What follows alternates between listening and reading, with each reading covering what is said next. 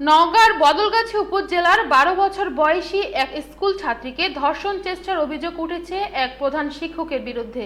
এ ঘটনা জানাজানি হওয়ার পর মঙ্গলবার ৪ আগস্ট সকালে বিক্ষুব্ধ জনতা সংশ্লিষ্ট শিক্ষা প্রতিষ্ঠানে হামলা, ভাঙচুর ও অগ্নিসংযোগ করেছে।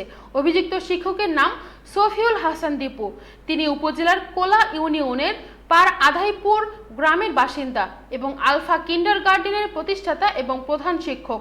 সফিউল হাসান জয়পুরহাটের আক্কেলপুর উপজেলার জামায়াতের সেক্রেটারি এবং কোলা ইউনিয়নের কাজী হিসেবেও দায়িত্ব পালন করেছেন।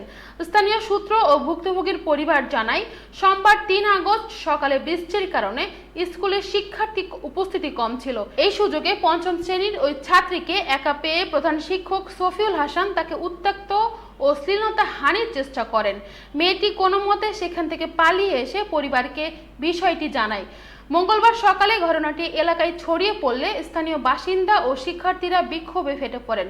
বিক্ষুব্ধ জনতা ভান্ডারপুর এলাকায় অবস্থিত আলফা কিন্ডারগার্টেনে চড়া হয়ে ভাঙচুর চালায় এবং এক পর্যায়ে অগ্নিসংযোগ করে। খবর পেয়ে ফায়ার সার্ভিস আগুন নেভাতে গেলে প্রথমে বাধার মুখে পড়ে, পরে পুলিশ ও প্রশাসনের হস্তক্ষেপে পরিস্থিতি নিয়ন্ত্রণে আসে। এ সময় ভান্ডারপুর চরমাথা এলাকায় সড়ক অবরোধ ও মানববন্ধন করেন এলাকাবাসী। বদলগাছি উপজেলা নির্বাহী কর্মকর্তা ইউএনও ইসরাত জাহান সনি ঘটনাস্থলে পরিদর্শন করে বলেন, অভিযুক্তের বিরুদ্ধে কঠোর আইনি ব্যবস্থা নেওয়া হচ্ছে।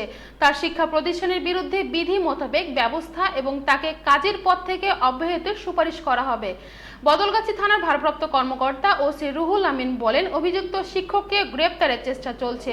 ভুক্তভোগীর পরিবারের মামলা করার পরামর্শ দেওয়া হয়েছে।